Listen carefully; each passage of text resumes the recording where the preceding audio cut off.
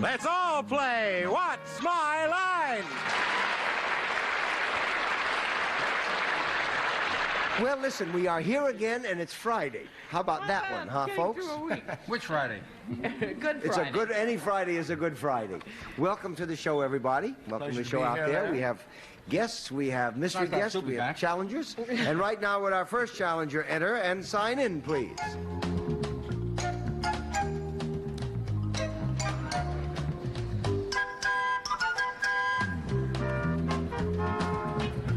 Rudy Gernreich.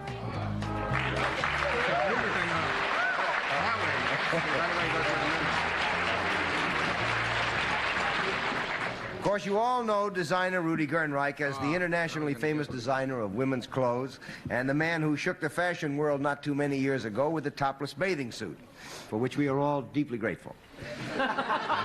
Rudy is here today as a designer of a product entirely new to him. We will now show the audience what it is Rudy Gernreich is currently designing.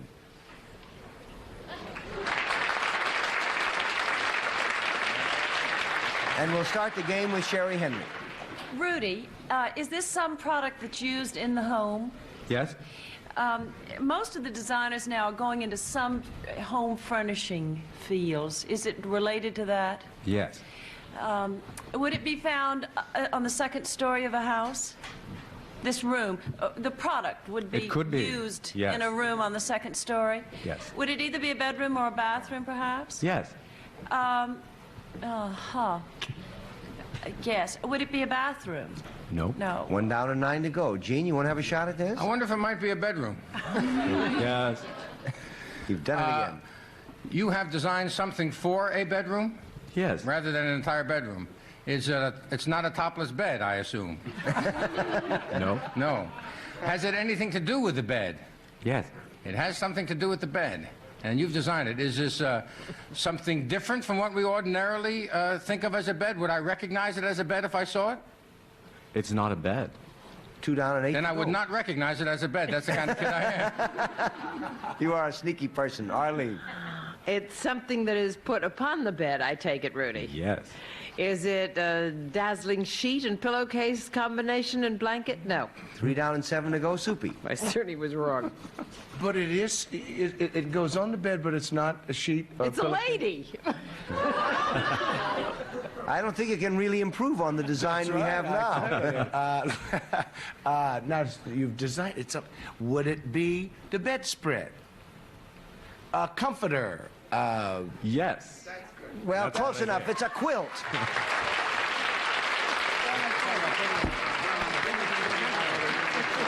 Rudy has done a collection of pillows and quilts for Knoll International. How did you happen to move over to that field? Well, I was working on some quilted fabrics for my clothes, for jackets and coats. And they looked very good, and I thought I would have some made up for my own bed, beds in the house. And then when they turned out very beautifully, and then I thought they should be marketed, and then Knoll saw them and liked them very much. Are they going to mass produce them? Well, they're really right now one of a kind. They're really, everyone is very different from the other. Eventually we may mass produce them. Now, where are they being, where are the outlets for them? In all the Knoll showrooms all over the country, and also in Paris. Probably the best way to describe these, I suppose, is to see them. Could we open the curtains, please, Lloyd, and we'll go up.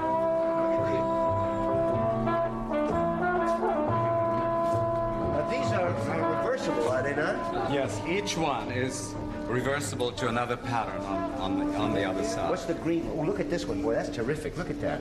Some of them are plain and have a geometric pattern on the other side. And most of them have 2 patterns. Now, are any of these pillows made to go with them, or are they made to go with opposite ones? Well, I like them to be as mixed up as possible. I don't like them to match anything. Hey, look at this one. This is black with gray with circles, and this is...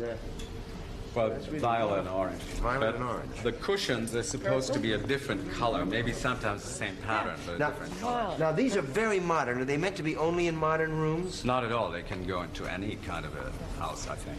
They're really I beautiful. hope. And they're very geometric. That seems, you know, very contemporary. Was that the intention? Definitely, because I think geometrics go with everything. And they are really very contemporary. Now, what sizes do they come in? Sometimes you can't get them. They come in kings and twins. And what's the difference in price, like a twin? A twin is 125. And the king size is what? 275. And what about the pillows? They're 40. Now this isn't made like I think of a quilt as being sort of wool, but this isn't. This is like a double knit suit. They are. They're double knit wool. They're really They're terrific. just like the fabrics that I use in my clothes. They're really beautiful. Congratulations and thank you for bringing.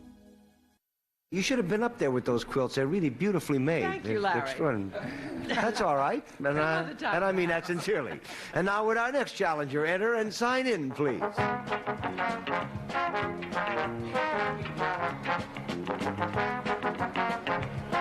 David? Brian?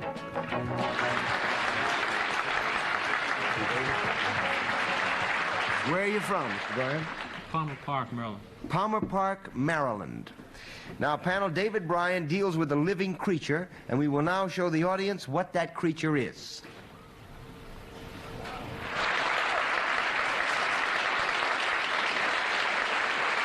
And we will start the questioning with Gene Shalit. Can I assume that you deal with a living creature? Yes. Is this living creature got 4 legs? Yes. Is this living creature a living creature which, if a lady living creature saw it, she might say, eek? Or, watch out, and what is that doing in my living room? I would think she would certainly say, what is that doing in my living room? Okay. Do you deal with this creature in the wild rather than in a cage? In its natural state, Yes. in other words? Well, not really. Not really. I mean, he's not out there where it is. It's where he is, isn't that? Correct. Yeah. It visits him, huh? Right. Arlene? It's where he is? Yeah. Yes. In other words, he doesn't go out into the jungle or into the forest or into the piney woods to deal with this But creature. it's where you work? Yes. Do you work in a place that would compare to a zoo? Yes. And you tend to a specific animal in this place. Right. Is that Yes. correct? Now- Is it a fur-bearing animal? Yes. Is it an animal we are trying to keep from being extinct? Yes. Is it Is it considered an endangered species, actually? No. Okay. Oh, it's not considered. It's not considered. No. Okay, 2 down, 8 to go, Soupy. But it's a kind of animal. Has this animal in another form? I mean, like not your animal, but had been on TV with his own series. Would it be maybe related to Gentle Ben? No. 3 down and 7 to go, Sherry. Mr. Bryan, I'm going to take sort of a guess here. If you live in Maryland, you might have something to do with the Washington Zoo. Is that correct? Yes. Would you by any chance be the keeper of the panda bears that came Yes, you're right. That's it, the giant pandas.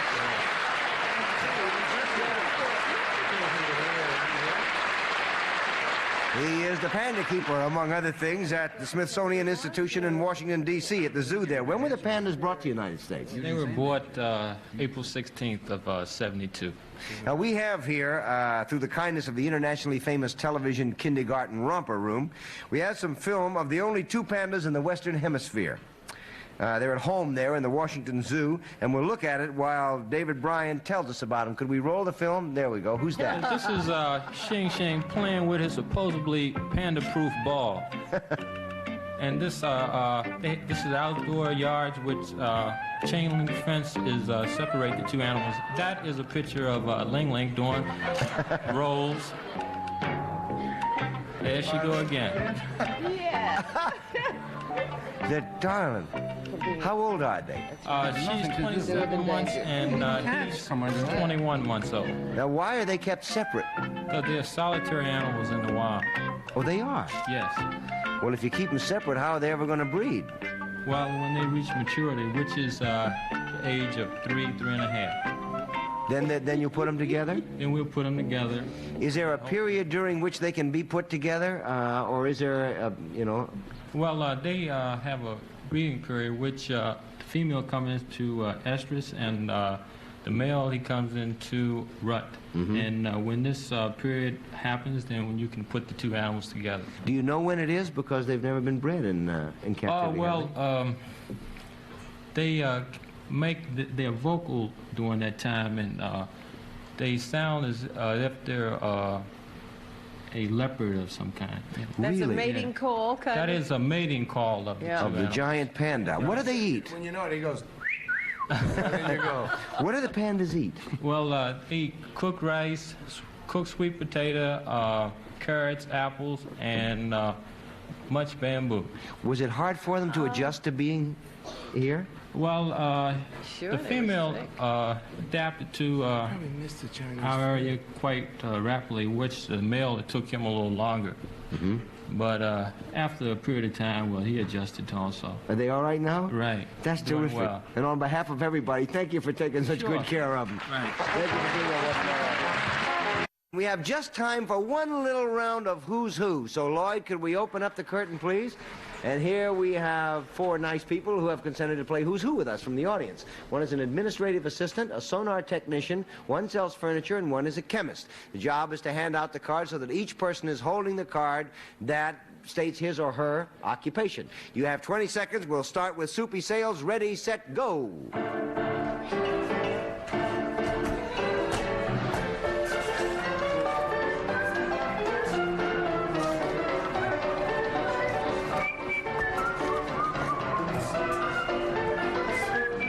And that is correct.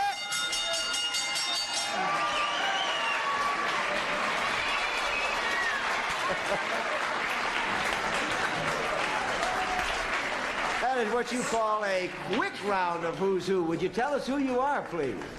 Alan Packer from Flowertown, Pennsylvania. Okay. And you, sir? George Zerman, Louisville, Kentucky, chemist. Okay.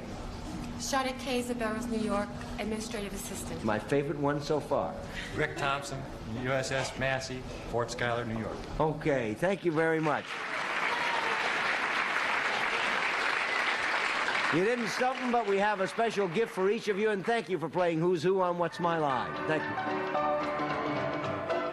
Each member of the Who's Who team will receive a Samsonite Silhouette Beauty Case in new wild strawberry color. Featuring magic action pop-up mirror, Samsonite. We make travel a little... Order now. Okay, we're back, and it's time for the special feature of What's My Line, the appearance of our mystery guest. Are your blindfolds all in place, panel? Arlene's is in her eye. There it goes. Would our mystery guest enter and sign in, please?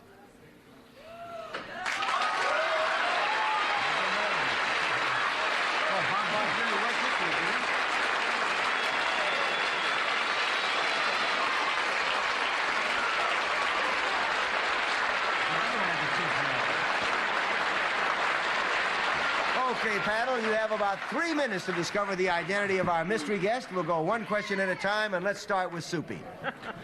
Oh, that was a marvelous ovation, mystery guest. Are you a beautiful lady? What? No. No. Sherry? Ugly lady. Are you generally found on television? Primarily found on television? Partly, yes. Gene? You're partly on television. I got to figure out what part now. Is a part of you in the movies? Partly. Partly in the movies. Arlene? Are you in a picture that is playing at the present time in New York? Probably, I don't know. Soupy? But it isn't a woman, is it? No. It's a guy, right? Yeah. That's a guy It's all disguising his bluff. voice. Oh, it is a guy. Well, now, are you currently on Broadway? Yes. Sherry? Are you a young fellow? No. Gene? Oh, my. Are you in a comedy on Broadway right now? Partly. Partly a comedy? Partly a comedy. Arlene? If it's partly a comedy, is it mostly George Bernard Shaw? Yes. Is it Ricardo Montalban? Yeah. Ricardo Montalban.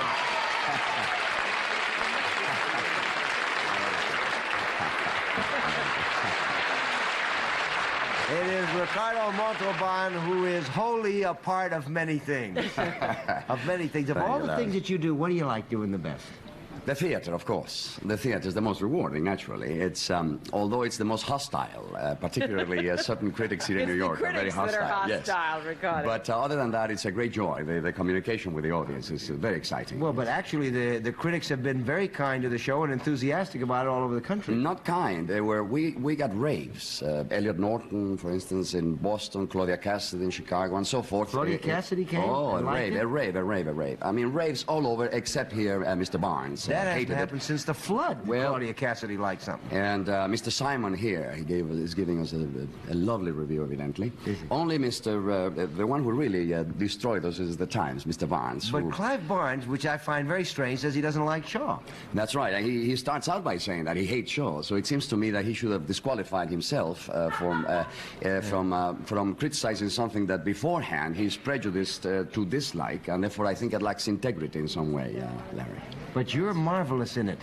Well, I don't know that I'm marvelous in it. It is the best role that I have ever had in my life, because in Hollywood I've never really had a good part. You know, television sometimes affords me some fairly good roles, but in motion pictures I never had a really good role.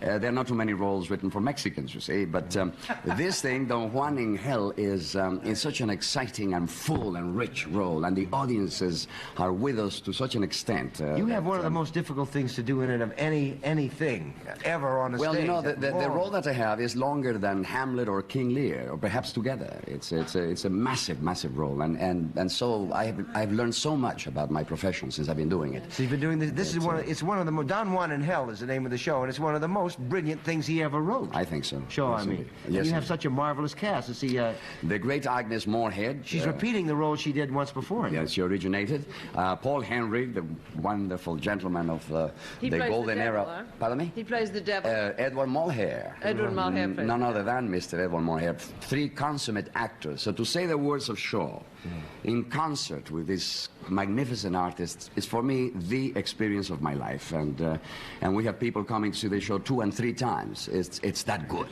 We love it. It was a huge hit the last time it was here, but Barnes was not writing at the time, so he couldn't do anything to it. I have a feeling that Mr. Barnes is the gentleman that I think has been educated beyond his intelligence. I really do.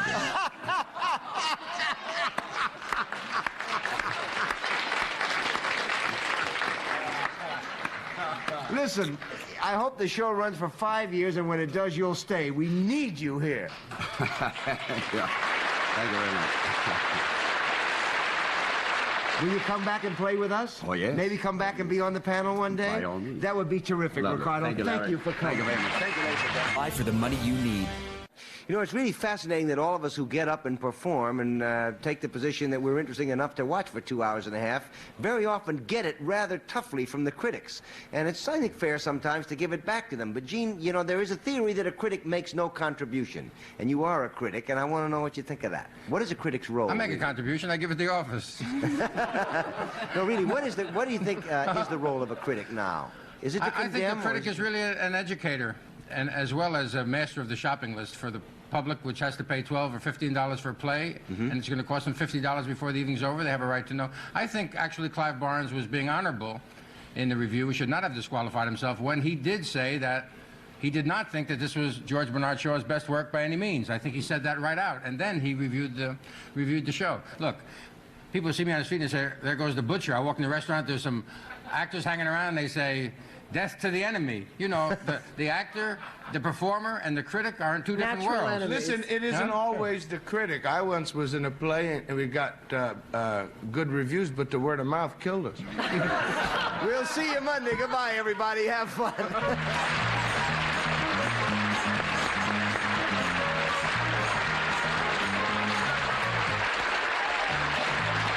This is Ted Gould speaking for What's My Line, a Mark Goodson, Bill Todman production. Miss Frances Gowns by Bonwit Teller.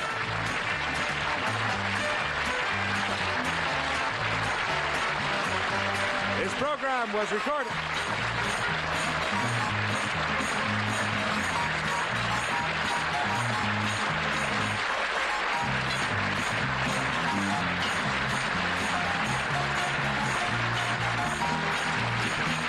Some people say you can't have fun anymore.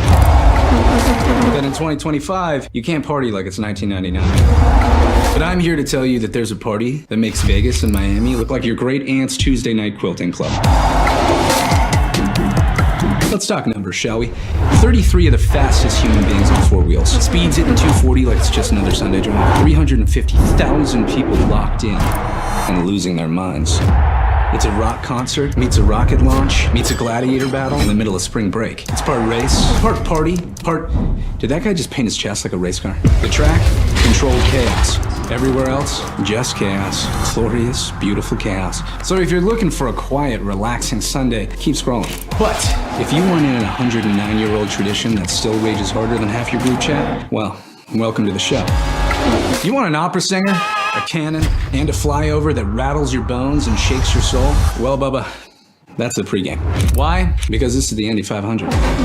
Because this is IndyCar. And if someone is throwing the greatest damn race on this planet, well, you better believe it's going down right here. Welcome to the fastest racing on Earth.